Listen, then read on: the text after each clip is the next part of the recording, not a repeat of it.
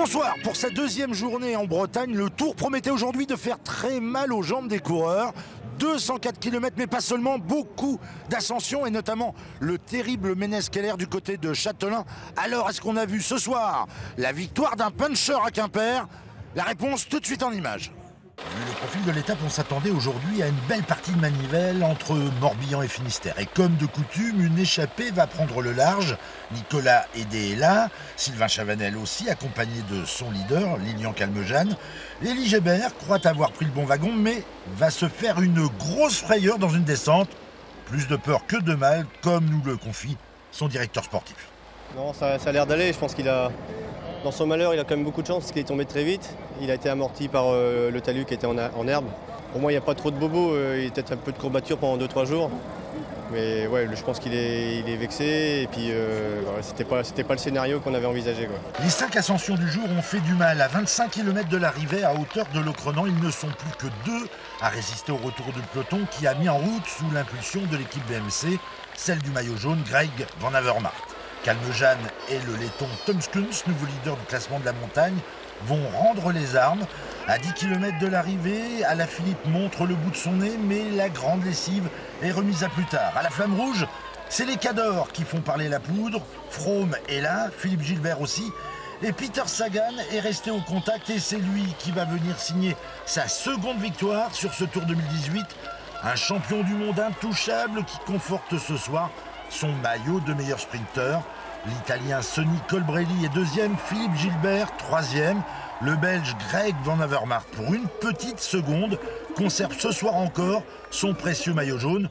De son côté, Warren Barguil sera resté au contact des meilleurs sans être en capacité de jouer la gagne. Je n'ai pas fait un effort justement parce que j'avais peur de la bosse. La dernière fois que j'y étais, j'avais pas de bonnes sensations. Et au final, ouais, j'attaque un peu loin la bosse, mais je reste dans le premier groupe, donc c'est un peu l'essentiel. C'est sûr que j'aurais préféré faire mieux, mais une arrivée comme ça, c'est spécifique au sprinter quand même. Le sprint, il se fait au pied de la bosse et ouais, c'était pas facile. Les 2 km de la montée de Mur de Bretagne demain pourraient peut-être lui permettre de jouer cette fois les premiers rôles.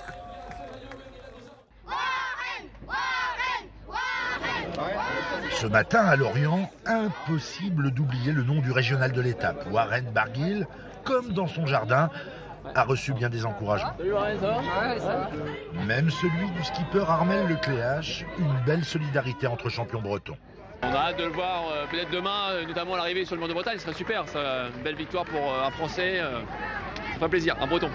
Ça va être dur d'aller dans l'échappée et c'est frustrant, mais bon, c'est comme ça. Si j'avais perdu du temps à cause d'une bordure ou une chute, ça aurait été une tâche plus facile aujourd'hui, mais non, mais je vais quand même essayer de faire le final et voir comment ça se passe. Aujourd'hui, Warren aurait aimé faire la course en tête, prendre l'échappée matinale, mais pas facile d'espérer un bon de sortie quand on est leader d'une équipe bretonne. Alors le plus grand champion breton, Bernard Hinault. Bernard Hinault, Évidemment. Vous avez envie de le voir? Ah si on peut, ouais. Eh ben on va regarder tout de suite un reportage. Il est signé Jean-Michel Piron et Gilles Le Morvan. Rendez-vous compte, il y a 40 ans, il gagnait son premier Tour de France. Regardez Cyril Guimard qui encourage ici Bernard Hinault. 21 juillet 78, contre la montre, entre Metz et Nancy. Allez, vas-y, fais-toi encore plus mal, ne t'occupe pas. À 48 heures de l'arrivée à Paris, Hinault va prendre le pouvoir. Il n'a que 23 ans, c'est son premier Tour de France, mais il va réussir un coup de maître. Au départ, il comptait au général 14 secondes de retard sur Zoutmel que le leader. Il va reléguer le néerlandais à quasi 4 minutes. Le tour est plié. Ne pensez pas qu'il y a là. Oui, Bernard, vous avez encore le maillot bleu, blanc, rouge et bientôt vous allez revêtir ce maillot jaune. Un instant émouvant. Bah oui, parce que c'est la première fois de ma vie et que je vais le prendre et pour moi c'est une très très grande joie. J'ai quand même que 23 ans et puis prendre le maillot jaune pour le premier tour que je fais, je pense que c'est... 40 ans après, Hinault confie qu'il aurait bien aimé prendre le maillot un petit peu plus tôt, dans la montagne. Mais sur l'étape du Puy-de-Dôme, et malgré le soutien du public, il va lui manquer un petit quelque chose.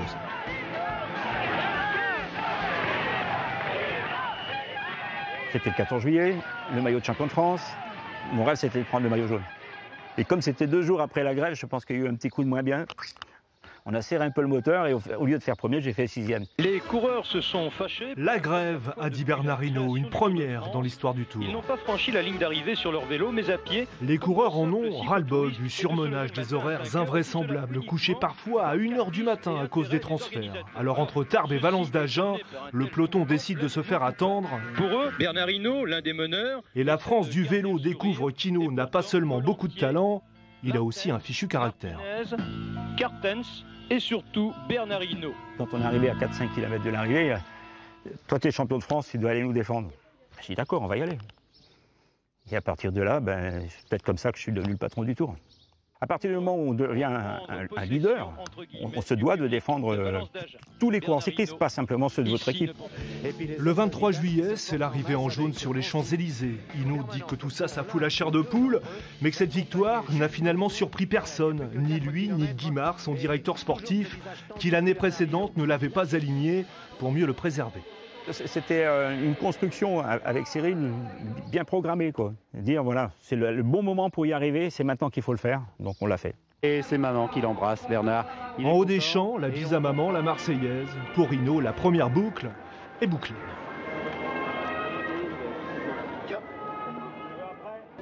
On vient de le voir, c'était il y a 40 ans, c'était hier, et cette légende du cyclisme français, Bernard Hinault, il est à mes côtés.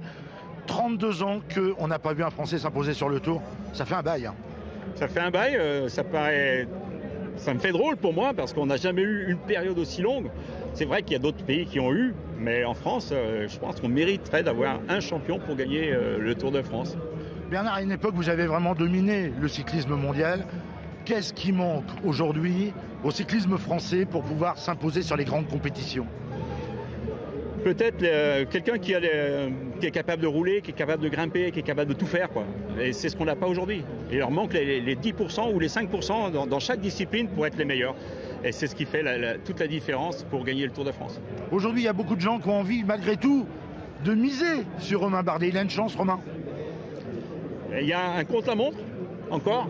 Donc je pense qu'il aura des difficultés. En plus, il ne domine pas en montagne. Et ça, c'est ce qui va lui manquer. Si on peut prendre 5 ou 6 minutes au meilleur grimpeur ou au meilleur rouleur, là, ok, il peut gagner le Tour. Ou alors, il faut prendre des risques, au risque de tout perdre, de ne pas être placé dans le Tour de France. Ouais. Ça doit faire plaisir, cette ambiance si particulière à chaque fois que le Tour vient en Bretagne. On le dit, on le redit, mais la Bretagne, c'est une terre de vélo. Bien sûr. Ça a toujours été une terre de vélo, du fait qu'il y a beaucoup de villages, il y a beaucoup de courses, il y a beaucoup de coureurs aussi. Donc c'est pour ça, et puis les gens aiment faire la fête. Et pour se rendre compte, eh bien, Catherine Aubel aujourd'hui, elle était du côté de Châtelain. Regardez, il y avait de l'ambiance au bord des routes. Vive la Tour, vive la Tour, vive la Tour. Une pointe d'accent anglais dans ce toast au Tour de France, la preuve que certains viennent de loin pour voir passer les coureurs à Châtelain. Alors pour ne pas décevoir ses visiteurs, la ville s'est mise sur son 31, version 1939. Au moment du passage du tour, ça dure 5 minutes et l'animation est terminée. Donc c'est un petit peu dommage. Donc on s'est dit ça peut être intéressant de garder les personnes sur place. Donc c'est pour ça qu'on a proposé cette animation-là. Parce qu'en 1939, le tour était passé également à Châtelain. Et la veille, un champion local, Pierre Clurec, avait gagné l'étape. Pas facile, il est vrai, pour une ville qui n'est ni départ ni arrivée, d'attirer les aficionados du vélo au centre-ville. La plupart d'entre eux ne quittent pas leur bord de route et repartent aussitôt après le passage du peloton. Certains, heureusement, en profitent tout de même pour faire un peu de tourisme. Hier midi, on est arrivé et après on a visité Châtelain et on a acheté quelque chose pour manger là et on a visité l'église, Notre-Dame. Et c'est très joli. Les routes sont fermées jusqu'à 17h, ça dépend s'il y a du bouchon et à quelle heure on peut descendre. Nous, avec le camping-car, le problème c'est qu'on passe pas partout. Donc les centres-villes, en général, on peut pas trop les faire, quoi. Le Tour a traversé Châtelain entre 16h17 et 16h20, quelques petites minutes qui ont peut-être donné un gros coup de pouce à la saison touristique. Bon, c'était bien. Hein. Oui, c'était super. Ouais, on remet ça demain avec une étape entre Brest et Murs de Bretagne, 180 km. Et puis toutes les anecdotes, toutes les petites pastiques de Daniel Manjas qui évoquent l'histoire du Tour, vous les retrouvez bien entendu sur notre site internet france3.fr.